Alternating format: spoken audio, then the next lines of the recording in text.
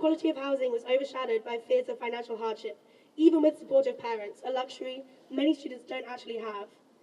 The choice between good quality housing or affording to live is not one university students should be considering. Students are not just complaining because our beds are too small and our fridges don't have enough space.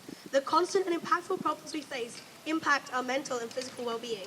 Mould and damp so severe it displaces students for days, causing illnesses that stop students attending lectures, issues with heating and broken fire alarms interrupting sleep. Broken appliances and cramped living spaces make it increasingly difficult to cook, study and rest in my flat. When I arrived, the oven was broken and I spent almost a week unable to cook. Issues of mould, silverfish infestations and ridiculous temperatures in the flat impacted my education, sleep and physical health, and highlighted the university's lack of care for cheaper housing within days of moving in.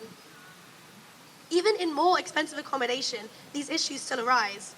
I know people who pay upwards of £190 per week for rent, but they still have mould and broken appliances, proving the issues uni students face are universal and stem from the university's desire for monetary gain over student welfare. Students deserve livable, affordable housing, and it is the university's responsibility to supply that. The University of Manchester needs to begin prioritising their students' welfare and take action to end the rent hike. My name is Elliot. I'm one of the Students' Union officers at UOM. Tomorrow, I will be 22 years old, and in the only 4 years of adulthood that I have lived, I will have spent £26,388 on rent. That number is high, but it will be even higher for the students that are yet to finish their degrees.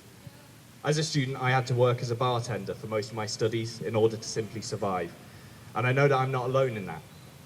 At the University of Manchester, over 50% of students are working at least one job during full-time study. 25% of them are working at least 2 jobs. 5% are working at least 3. 14% of students nationally used a food bank last year.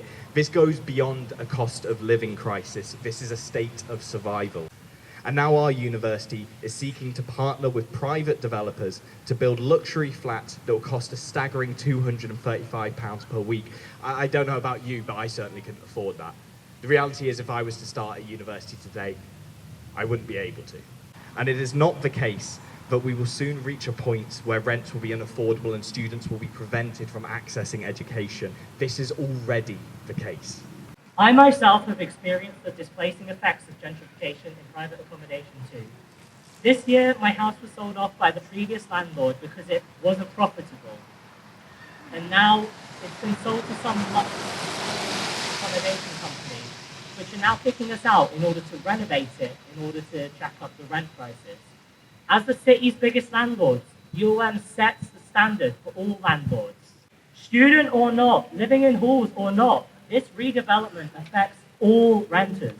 Last year, I applied for an extension on some coursework because I hadn't had time to finish it due to work, which was denied, and I was told that students were expected to prioritize uni work over employment. UOM forces students to work jobs alongside their degree and makes zero accommodations for the fact that students are forced into this position. They still give us the same amount of work as if we spent our every waking moment doing uni work. Redevelopment is currently set to cost students 107% of maximum student loan.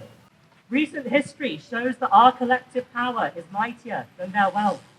When we take action together, when we march, when we do pressure campaigns on landlords, when we rent strike, we win. Currently, at UOM, 13% of students have a disability that has some sort of physical access requirement, and yet less than 1% of the proposed new development is accessible. UOM defended itself by giving examples of 2 students with complex disabilities that they have helped in accommodation recently. I can provide examples of nearly 100 students Jess has helped with advice or support with accommodations with a complete range of disabilities. UOM feels like a good Samaritan with its few examples of assisting students, but fails to notice its consistent ability to let disabled students down and leave them in dangerous or unsuitable housing. Just the fact that you've all come out here today shows us and shows the university that the students want and need affordable and accessible accommodation, and that we won't sit down and let them push us around